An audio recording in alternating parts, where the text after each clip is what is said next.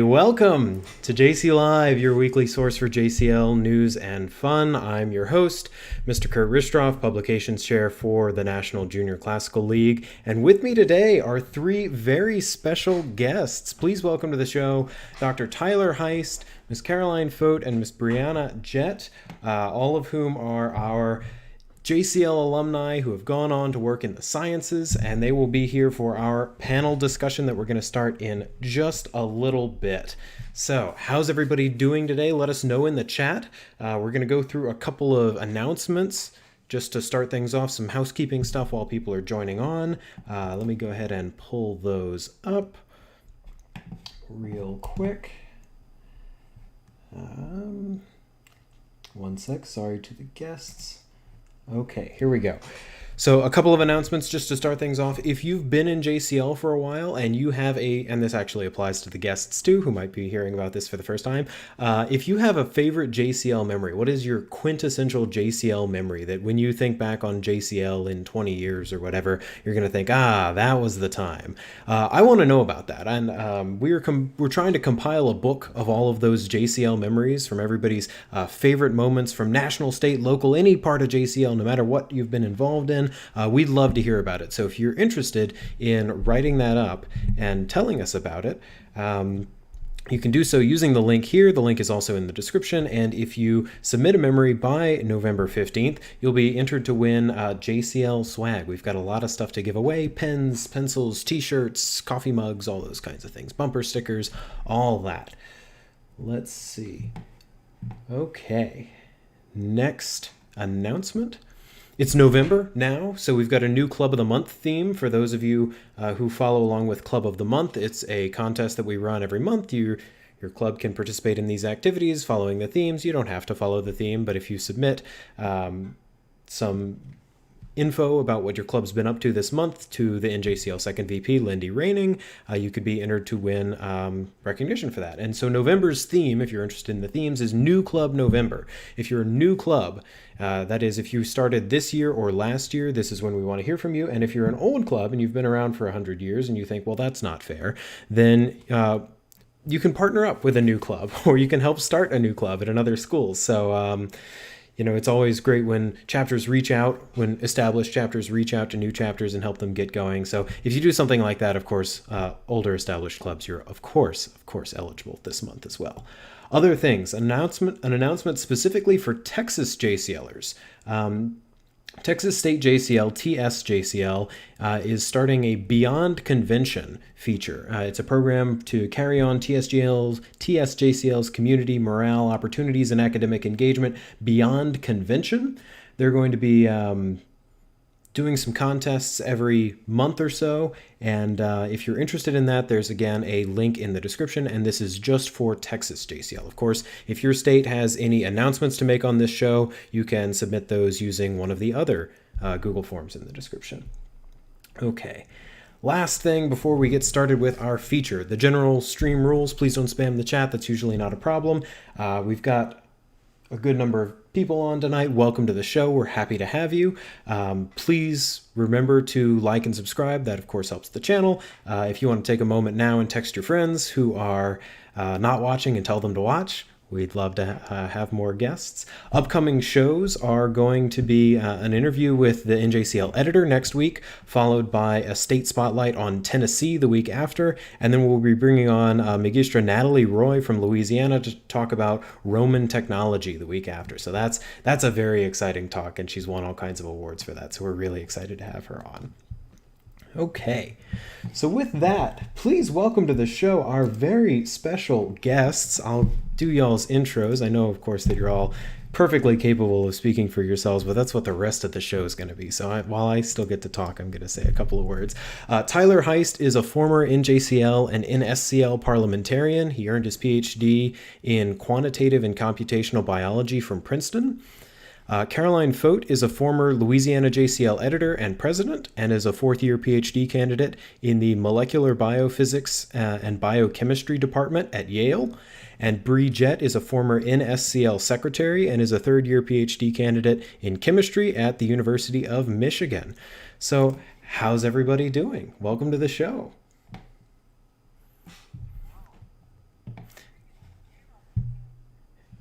And Tyler, I'm glad you're here because Tyler sent me music to play during the show, so I would have forgotten to turn that on if I hadn't reread his name. So, chat, if the I'm just turning on the music now. If the volume is too loud or something, let me know. We're just gonna have some Square Enix music in the background because Tyler's a big fan of that.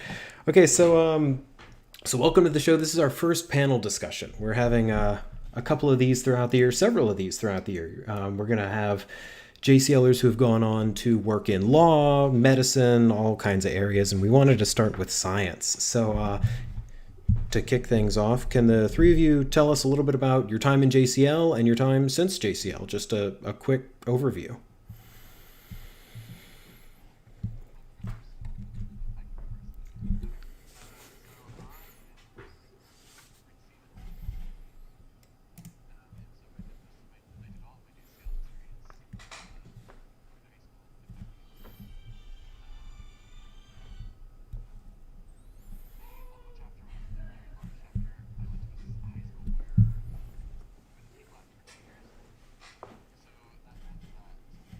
Oh. Hang on one second. The chat can't hear y'all. So this is another one of the great features of JCLive, which is technical problems with Kurt. Let's see. Settings. Speakers. Okay. Can y'all say something now? All right. Unfortunately, we have to wait a couple of seconds for the chat to catch up. I don't know what's happening. My headphones were on the fritz all weekend, so that might have been what's wrong. This usually doesn't happen. This is, incredible television that y'all are watching. Still can't hear? No, because I can hear you now, right? Well, you'd have to join the, you'd have to watch on YouTube. Let me see. Hang on just a minute, everybody. Sorry about this.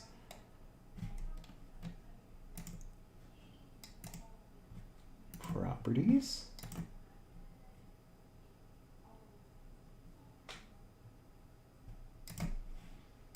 There we go. Could you say something now?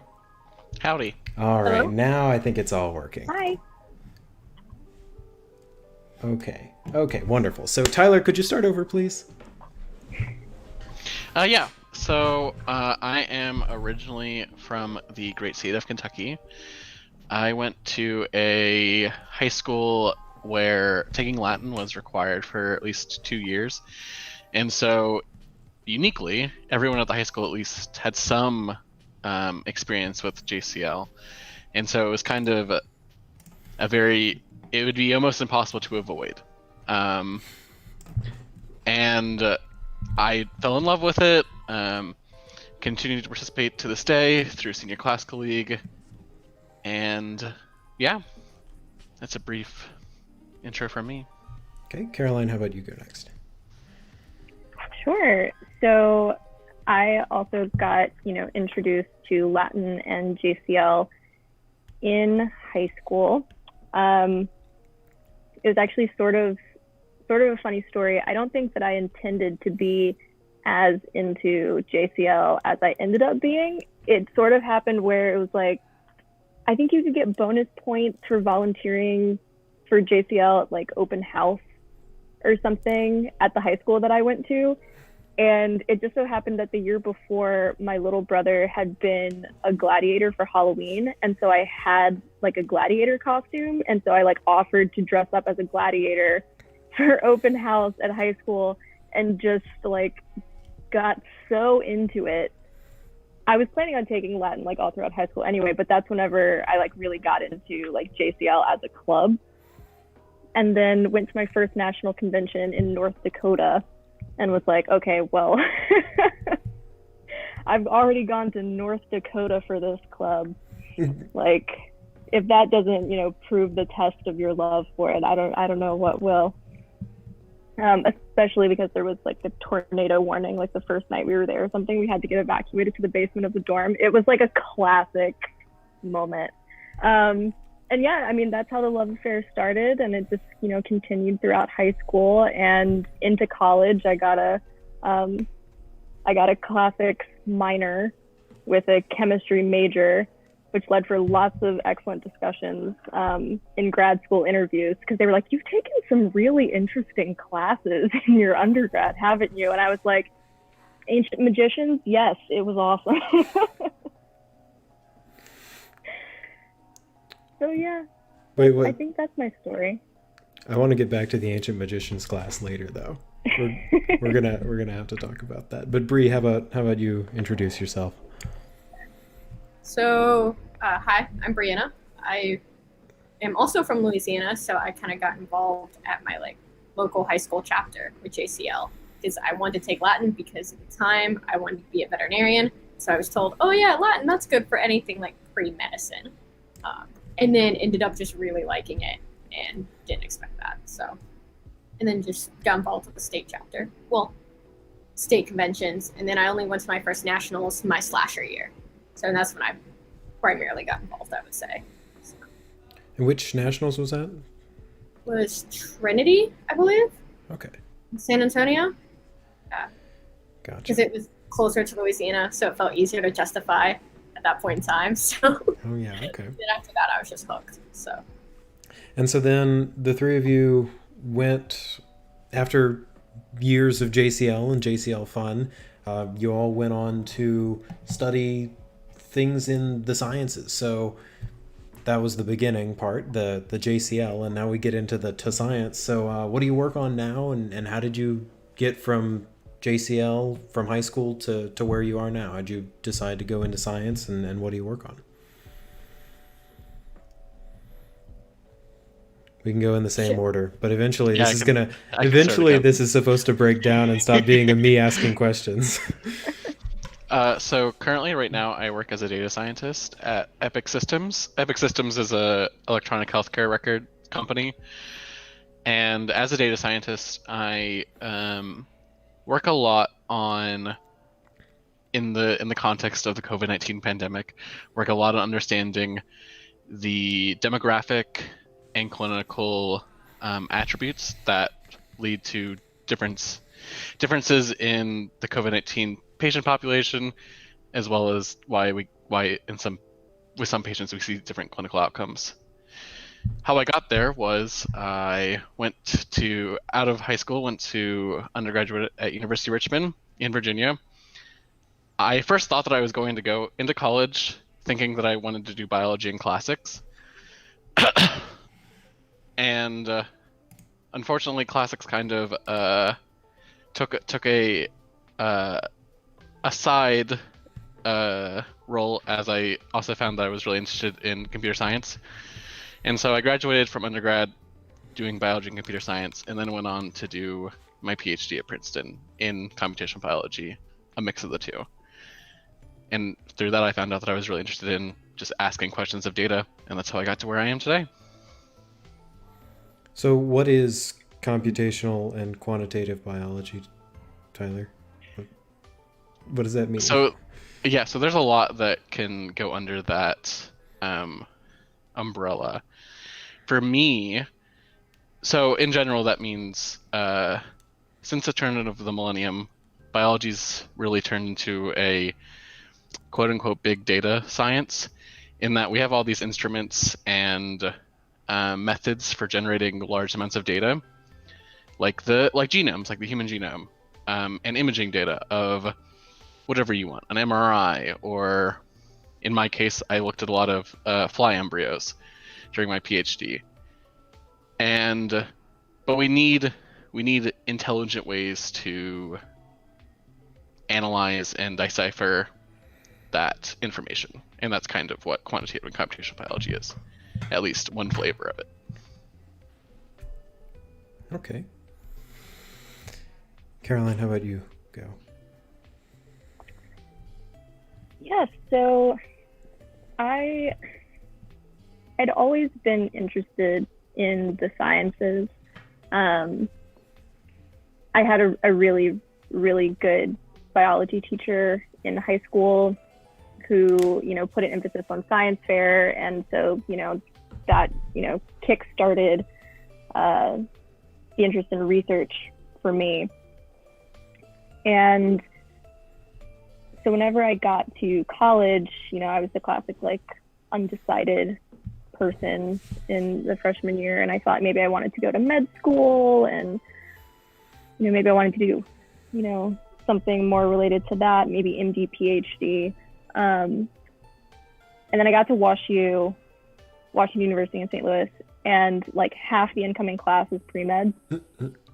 And I started taking a Gen Chem class, and I had adored chemistry in high school, and I loved chemistry in college as well. But then like all of my pre-med friends like kind of broke off, and they were just like, we have to learn this, but we hate it. And I was like, but guys, it's so fun. Like, it's so cool.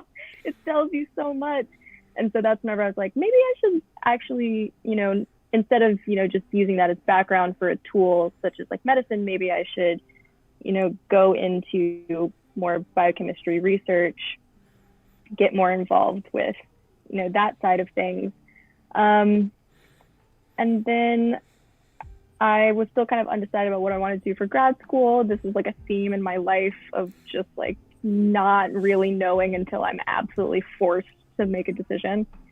Thought that I might want to go into like organic synthesis, but maybe biochemistry, and ended up choosing the biochemistry side of things. So now I work on RNA biochemistry, specifically focused on these bacterial RNA motifs called riboswitches, which respond to different ligands to control gene expression in bacterial cells.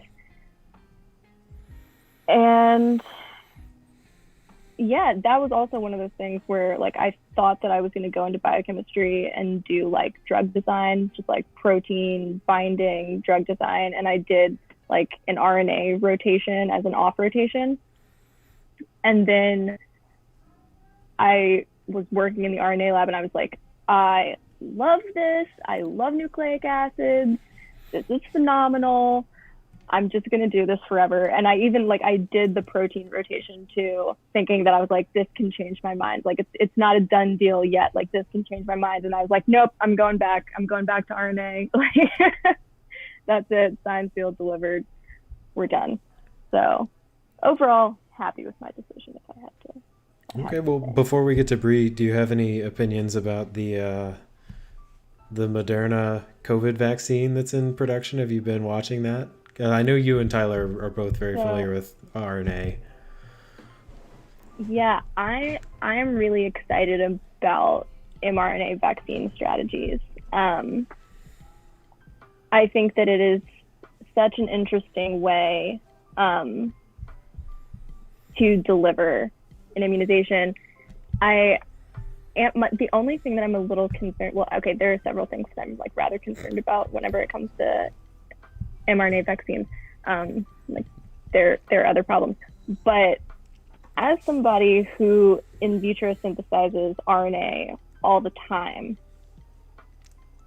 the building blocks of RNA, like the NTPs, like the code that you stick together, those chemicals are really, really expensive. Like super duper expensive. I feel bad every time I have to redissolve like from the powder in the fridge. It's so expensive. And so whenever I was like thinking about how they were going to scale this up to like make millions and millions of doses of this, I was just like, oh my God, I don't know how expensive it is to make these other vaccines. It's probably, maybe it ends up being comparable, but I was like, but the chemical building blocks alone are so expensive for this.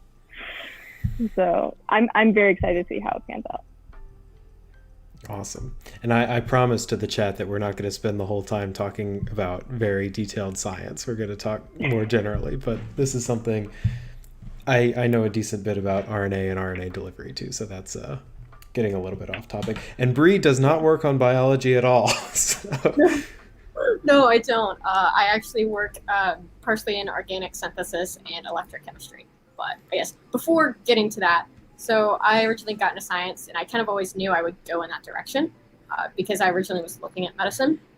Then actually a similar thing happened where I got to undergrad, And it was actually in my like organic chemistry course. I was like, wow, I love this. And everybody else was like, I don't really like it. Like, I just have to learn it. I was like, how? It's the best. It's like a puzzle. You get to like put things together and figure out how they work. And it was like, I don't know, I really enjoyed it. And then I started working in a research lab and I started TAing. And that was just kind of like, I should go to grad school because I get to keep doing these things and get a PhD along the way. So that's how I ended up at the University of Michigan for my PhD.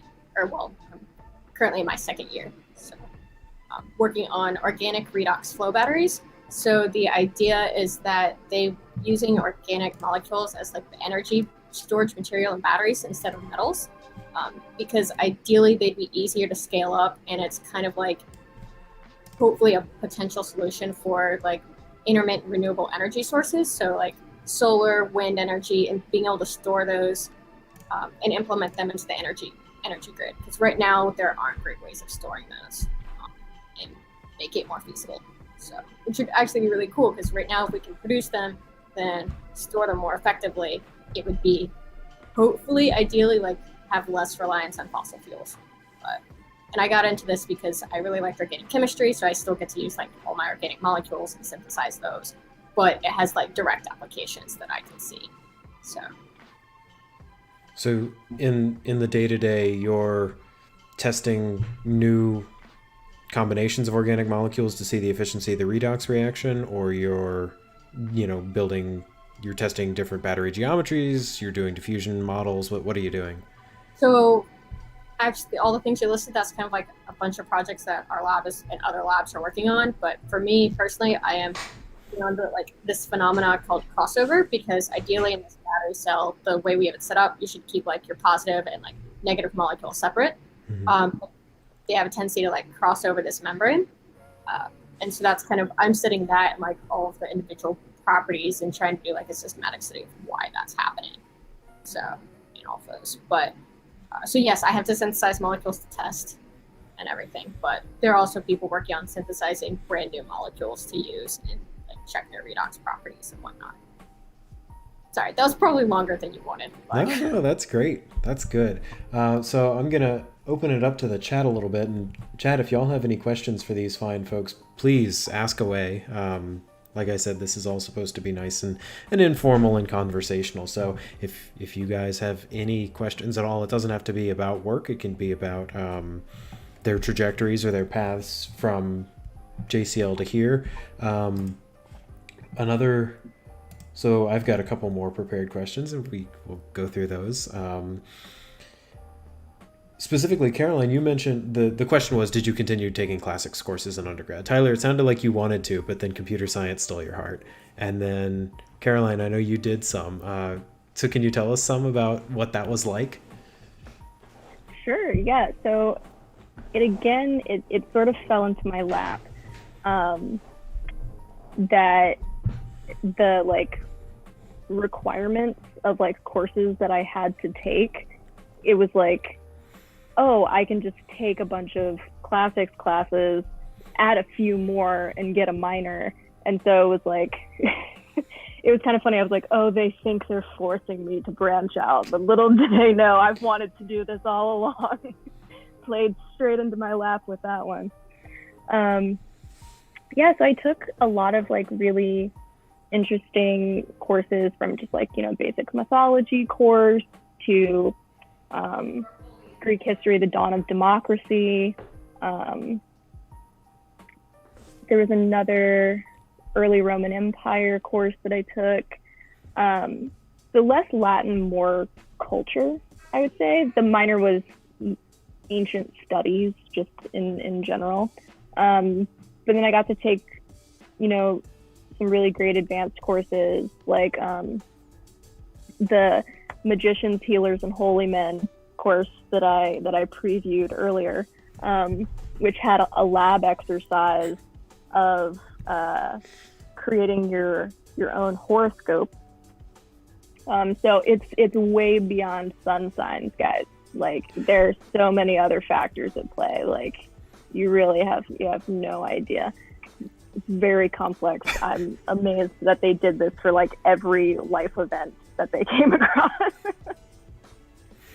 definitely preferred that to, cutting open birds and, pulling apart entrails for signs. So I'd much rather stick with a zodiac. But oh wait, sorry. This just reminds me because we're in like LSU football season right now. So we also had another lab in that class where, so in the ancient world, they would write curse tablets. And so they would inscribe curses on like a lead tablet and then throw it into like some sort of body of water, like a lake, a river, a well. And so these are actually pretty frequently recovered in excavations. And so there are a bunch of like pretty hilarious curse tablets of like things that, Roman people decided that they wanted to, send to hell immediately. And so it was one of our assignments was to create our own curse tablet. And I remember that it was in the middle of football season, whenever, because I guess it's the fall course, and I covered a piece of like cardboard with aluminum foil and like cursed Nick Saban, the Alabama football coach. What year was that? I don't think we won that year. I was gonna say, if it was any year other than last year or 2011, I don't think LSU would have beaten Alabama. It did not work, unfortunately, guys. I did not do it right. Like, it admittedly was my first attempt. I don't think I threw it into the right body of water. So that's pretty unfortunate. But yeah, I also took a really fantastic ancient science and medicine class, which was really helpful just in terms of like orienting you, like as a modern scientist. I found it so interesting to see people grappling with the question of like, how do we know what we know, and coming to terms with the world. Even like they had these profound insights into natural phenomena and like biological phenomena with very few tools in comparison to what we have today. And some of it is like, some of it's kind of horrible in like how they got that knowledge, because apparently there was a brief period in one of the Egyptian empires where you could dissect human beings without repercussions. And so that horrible, but also a wealth of information for later scientists in terms of knowing like exactly which nerves control what. Like they knew all of that from like a really early point in history, well, at least earlier than I was expecting. But they also had like really fun little hiccups where it's like, I think it was Galen documented the fact that there was like a bone in the middle of the heart, because like he had been dissecting elephant hearts, and apparently in some elephants they can get, as they age, like a calcification in the middle. And so he was like, yep, there's bones in there. And then people for like years were just like, we can't find the bones. He's telling us they should be here, we never see them. So yeah, that was really interesting. Also, I'm talking way too much, and I really apologize for this, but this was really interesting to me. Because of the way that anatomy was taught for a really long time, which was like Galen and then later Vesalius, they were like, we've done all the work for you. We know all that there is in the human body. Here it is, like listed out for you. Because that's how anatomy was taught for years, whenever like medical students would go and dissect a cadaver, they do it like a checklist, basically, where it's like, oh, you found the liver, congrats, like check, left kidney, check, right kidney, check. And that was all well and good until, you have all these professional athletes in the 20th century, and they keep tearing their ACLs, and then, you know, the doctors repair the ACL and you think it's fine, but then like their knee is never back to normal and they'll like tear it again. And they're like, why is it that like with other things, like we know what's wrong, we repair the tear and then it's fine, but you have these horrible recovery rates for people with ACL tears? And it's because it wasn't until 2011 that they discovered that there was actually another ligament in the knee that had not previously been like denoted because it was never in like Galen or Vesalius's anatomies, and it's called the ALL. And oftentimes whenever you tear your ACL, you tear your ALL as well. And so doctors for years were repairing the ACL tears, had no idea that there was an ALL that was also torn, not repairing that. And then people just had these jacked up knees, even whenever they thought they were fixed for years. Anyway, so that's just a little side note to say that like the classics gave us a lot of medical knowledge. It's very interesting, but they were not infallible. Citation, the ALL. I had no idea. That's awesome. Thank you, Caroline. I'm gonna just like shut up now. No, the other two of you are so quiet. We can all talk together. This does not have to be question and answer style. I'm looking at the chat. Irene Calderon asks Moderna COVID vaccine versus AstraZeneca COVID vaccine. I'm gonna say no comment. I don't know if you can. This is my Moderna water bottle from when I worked at Moderna for a summer. So there are lots of things that I can't say. Let's see, other questions. Oh, and Dennis Webb, by the way, the whole time is texting me pictures of each of you from national conventions in years gone by. Mr. Webb, I don't think if I hold up my phone screen, I don't think it'll show up on the camera very well, but he's got them. I can try if you want. Let me know in the chat, Mr. Webb. I'm sure there's some very, very embarrassing ones. I would also From like to spirit competition. Oh God, Mr. Webb is my local chapter, one of the sponsors as well. So that's another reason I got into it. He would come and have hot chocolate in the morning and like bring his toga and wear his toga for like demonstrations for things. So. And Mr. Webb asks in the chat, what is each person's most fun memory of JCL? So that's a nice toss-up question for all teams. You may have some shared ones because I know we've all been to I know Tyler and Caroline and I were at a convention together, and I know Tyler and Bree and I were at conventions together.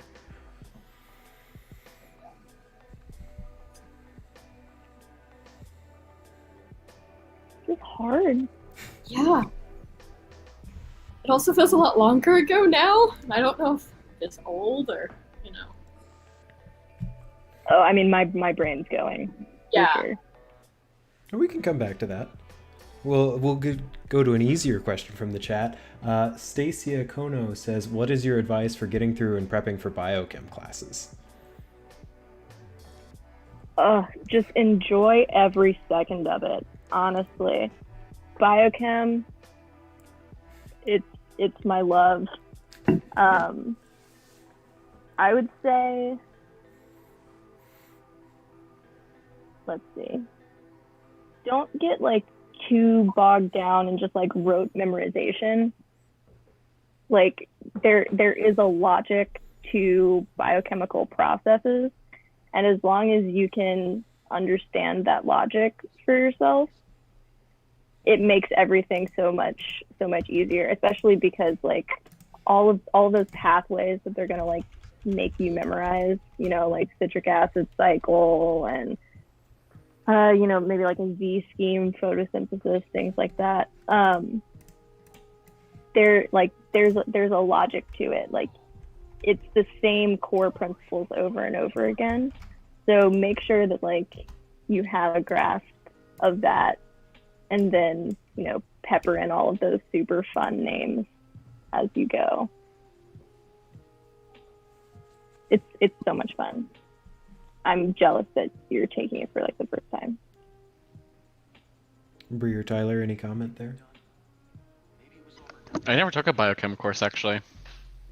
I just took one, and it was not my absolute favorite. So I just had to take organic 1 and 2. That's the extent of my chemistry background.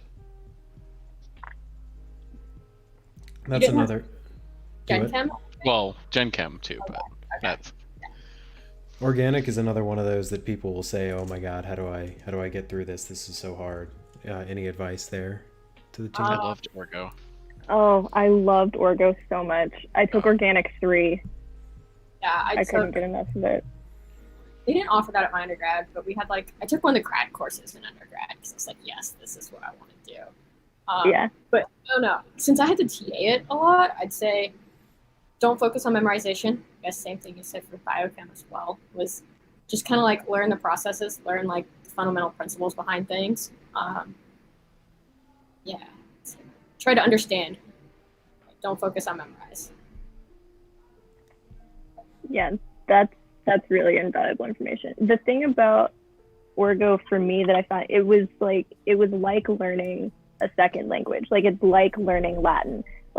You have to understand the grammar and the logic and the structure of things. And then once you have that, it's just plugging new vocab into the same sort of syntax. And I would say it's also detail oriented. So I think when people ask, I'll also refer to Latin because completely different things, but it's you have to know your endings, you have to know what they mean, you have to pay attention to those things. And once you've already kind of built up that skill, it's easier to apply it to new things. So organic is kind of the same way. Don't be scared of it. Don't go into it thinking that it's horrible and everybody hates it, and because you're going to be in that mindset and you're going to get stuck in that resentment, and you have to open your mind to loving it. And maybe you will. You also might not, and that's totally fine. Well, Caroline, you in particular, I'm sorry, I'm compiling a slideshow of these pictures that Mr. Webb is sending me, and I'm going to try and get it from my phone to my computer so I can show it on the screen. And that's taking all of my effort. So y'all are just going to have to talk among yourselves for a minute. But Caroline, you mentioned a really cool thing about the comparison with Latin, right? And that's where a lot of the questions in the chat are coming from, is how did Latin help you? How did Latin translate over to your thought processes in the sciences? Tyler, particularly you for coding, and then the two of you for chemistry. Discuss. So I think that studying Latin is probably a good portion of what made me what I think is a good student. I just feel like it definitely helped me not only learn I don't know, just learning Latin really taught me studying and learning skills that I feel have translated across disciplines, particularly in computer science. I mean, it's again similar to what I think both Bree and Caroline were talking about with organic chemistry, where it is kind of I mean, Latin will teach you how to navigate other languages. I agree with them that organic is also kind of its own language, but again, with any programming language you're going to pick up, whether it's Python, Java, you have to be learning these syntaxes, these grammars, and yeah, I think that Latin, at least for me, was the first language I learned other than English, and it really was what taught me what a language is. Because when you just when you grow up just knowing English, you don't really know the rules of the language, and I think that that's probably what Latin helped me with the most.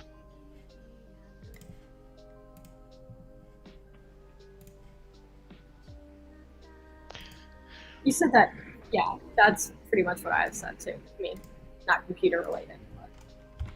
We can go back to our questions about favorite JCL members. I think I finally got one.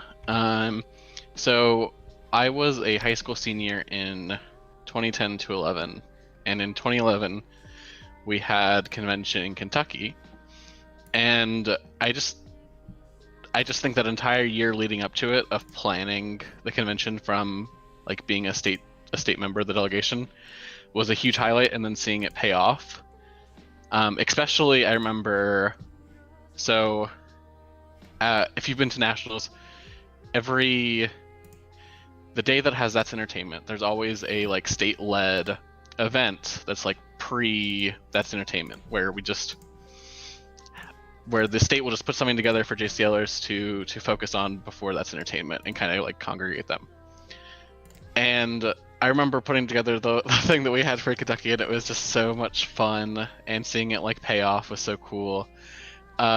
We got an Ale 8 truck, which is it's like a big thing in central to southern Kentucky. It's just like the seasonal, like regional rather, drink, and it was just really cool to like see. That's just always my favorite. One of my favorite things is seeing like what the states pull out for that each year, and having taken a part in it was really cool.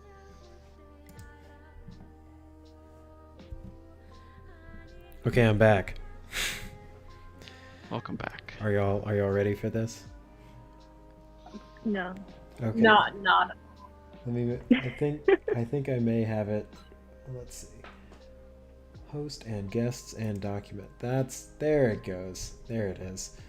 So on the left-hand side is Caroline in Fargo in 2010. In the middle is Bree with some wild man with enormous hair in 2015. And then on the right looks like Tyler with what is probably an SCL banquet parliamentarians group photo, because we've got Neha Patel Anderson, Brendan Walsh, and Elliot Wilson also in the photo. So thank you, Mr. Webb, for sending those. Okay, we can go away from that now. Amazing stuff. So what? I'm lucky to have gotten out of that one relatively unscathed, I think, based on I'm remembering some spirit costumes. Yeah, 2010 was the year that we did the Albert Einstein hair, if I remember right. Yeah, that one was particularly unflattering, I think. But That the Louisiana delegation at nationals thing, or yeah. Okay, I'm looking for other questions from the chat. While I'm looking, in general, just what advice do y'all think y'all would give? A lot of our audience is going to be people in high school. What advice would you give to high school students, whether they're interested in the sciences or not? But probably that's people who are watching this stream may be. So what advice would you have? I would say keep your mind open. You know, like if you know what you want to do, like more power to you. That's awesome. Like I definitely had friends who like very early on in life were like, I'm going to be a doctor, and like they just followed that pathway, and like now they're about to graduate med school, and that's wonderful if you know 100% what you want to do. But don't be afraid to be undecided. Like it's okay if you don't have that just like, you know, like hooked like vocational feeling. Like take time, like explore different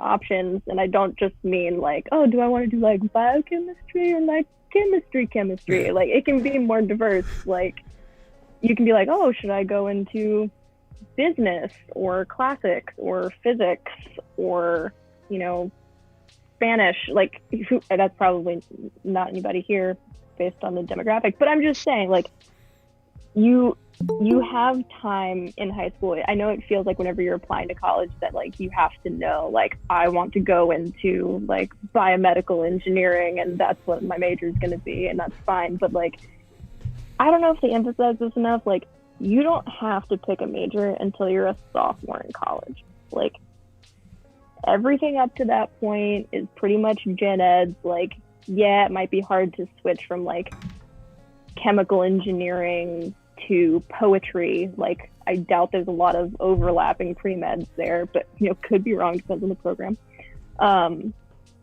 But like you have time, and don't be afraid to sample a bunch of different things, because you're not going to want to like look back with regret. Feel. I would second that, and just like again keep your mind open, and like don't turn down an opportunity just because it's not maybe what you pictured initially, because like you'll never know like where those will take you to. So good mentors, you have them. I don't know, keep those. That's like been one of the best things I've had throughout my journey. Just people who help me get to where I am. So. And like thank the ones along the way, right? So like a lot of high school teachers, that's how I got to my undergrad and then got to here. So. Yeah, I'll third that, especially Bree's point about mentors. I actually still talk to my Latin teacher on a somewhat regular basis. Just at this point, just about life, I guess. And yeah, I mean, just don't. Those people have spent a significant amount of time with you, and they got into that position for a reason, and they're there to help, even if you're nearly 10 years out of high school.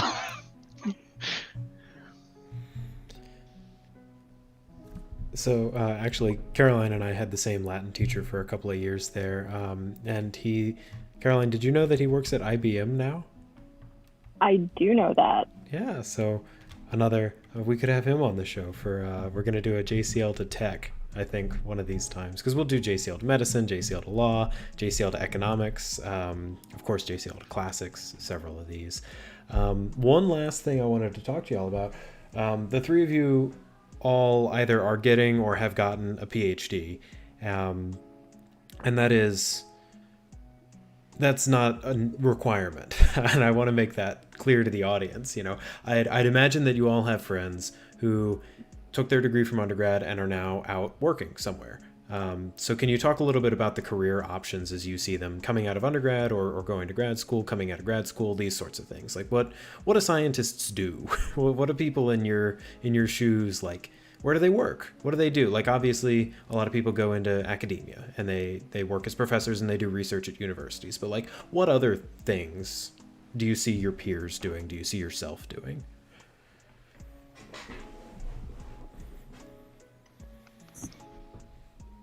I can start, at least as far as the people I know who are graduating, at least PhDs, a lot of them will go work for pharmaceutical companies. I know there's a couple of going into like energy companies and alternative energies and things like that, especially with what I do. But I also have a friend from undergrad who left with her bachelor's in biomedical sciences and now works for a pharmaceutical company in Fort Collins, Colorado. And like, I think she's technically a team leader, but she's in like part of their process and development and kind of helps people, I guess like leads her team and how they deal with that, assists actually making drugs. So.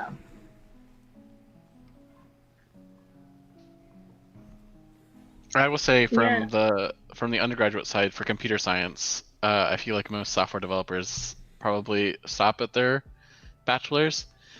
On the biology side, coming out of undergrad, you can do things similar to what Bree talked about: work at a pharmaceutical, work at a biotech company. Coming out of your PhD, largely the same positions, but then also the addition of academia, I'd say. I don't think in any way that a PhD is, for most positions, the majority of positions, an absolute majority, is a requirement. So. Yeah, it does kind of depend. I have a lot of friends in my program that, graduated from undergrad, got jobs, at pharmaceutical companies, like Pfizer or like CRISPR and stuff like that. And then came back and started doing their PhD. You have a little bit more intellectual responsibility and perhaps independence with a PhD, but that doesn't mean that you can't, have a meaningful job in the sciences without it. There are like lots of different jobs at, small startups or big pharma. You could go work at, like your local like chemical plant. That's a very common thing to do in Louisiana. We have so many refineries and chemical plants and stuff like that. But yeah, in my lab, it's kind of interesting in terms of what people have gone on to do. I think in recent history, I would say most people that have graduated out of my lab have gone into like industry research. A decently even split between like more established pharmaceutical companies and smaller like startups, smaller biotechs, things like that. But you also have people that, you know, go and work at a brewery, are maybe like recruited by the CIA, go into patent law, you know, like you can find a job in the sciences out there for you is what I've come to know. Awesome. All right. One very last question, and then we're going to switch over to our officer reports and end out the show. And the last one's a yes or no question. Yes or no, are y'all glad that you were in JCL when you were in high school? Yes. Big yes. Awesome. Well, to the three of you, thanks so much for coming on. I really appreciate it. It's been a fun time. I think there's been some really good content in here for our viewers, both the live viewers and the people who are going to watch this later. So thank you so much for coming on. I owe each of you dinner sometime for coming on the show. Whenever we next get to hang out in person, if ever that will be, hoping on one of these mini pharma companies that we all are pretty connected to can come up with a vaccine pretty soon, and that'll work out. Any other last questions that people have in the chat, go ahead and post those as comments down below on the video, and we'll see if there are any comments that are questions. I will send those off to the panelists and just I'll text them, and if they have responses, then I'll comment those on the video. For now, let's see. If y'all want to hang out here in this meet, I'll come back and say goodbye properly when this is over. But I'm gonna ask you to mute yourselves, please, and I'll move over to the other Google chat and talk to the officers for a little bit, and then I'll be back in about 10 minutes to say goodbye. Thanks so much.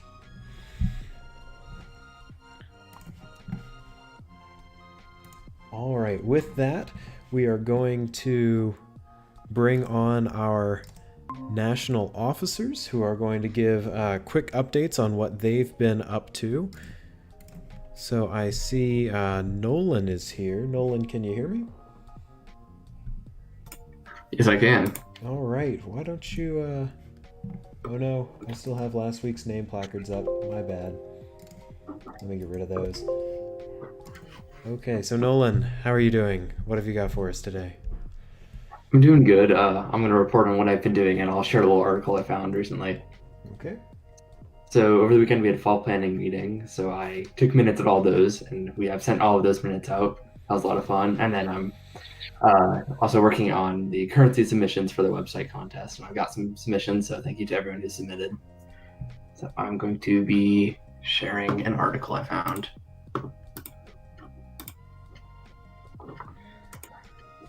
I'm not familiar with. Of course, I forgot to mention when we had Tyler on as a panelist that Tyler is, of course, one of the moderators for this show and has volunteered for several weeks now. So thank you very much, Tyler Heist, for doing that. Alrighty. You ready? Yes. Okay.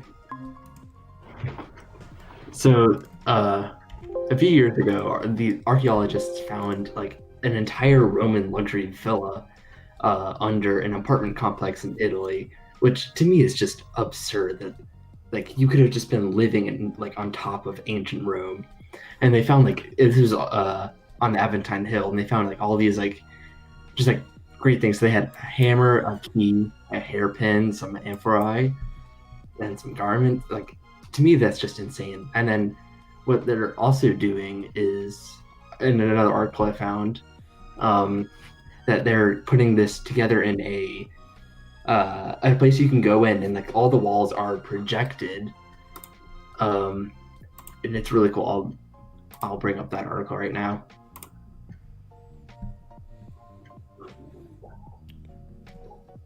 If you've never been in a museum where they have like projections like this, they're really cool. They're really immersive. Oh wow, look at that. So they like project what they think it would have looked like on where it was. These things are really cool. So here's some of the photos that they have. Like on the ground, like they'll fill in what they think it used to look like. Yeah, right here. So here's what it actually was, and they fill in what they was. So it's opening up in November, and you can just see what they thought the Romans lived like. I thought that was super cool, and I really wanted to show you guys that. Where's this museum, or is it virtual, or how do you do this? This is in person, so this is in Italy. So you can go into the ancient house, Oh, ancient okay. Roman house, and see what it looked like. Awesome. And these articles were from Forbes, and this is Smithsonian. So if you want to go check those out, I can put them in chat too. Yeah, please do. Awesome. Okay. Well, while Nolan goes ahead and does that, we already went through our announcements. So, like I said, tune in next week, and we will have an interview with NJCL editor Irene Calderon. The week after that, we are going to be doing a state spotlight on the Tennessee JCL, and the week after, we will be bringing on Magistra Natalie Roy from Louisiana to talk about Roman technology. It's a really good talk. She goes through it's Roman STEM, and the Romans did an awful lot of cool stuff with engineering and aqueducts and bridges and a lot of military technology and things like that. So she'll be taking us through some of the material science and things like that of those inventions. So we'll be talking with her. As always, please don't forget to like the video and subscribe to the channel. And if you want to leave a comment down on the video, if it's a question to the panelists or anything else that you didn't get to talk about, we would be very happy to have those. Otherwise, that's our show. Thanks everybody so much for coming out. Don't forget to tell your friends. We will see you next week. Thanks again to our panelists. Thanks again to Nolan. And we will be back next Monday with another episode of JCLive. See y'all later. Cheers.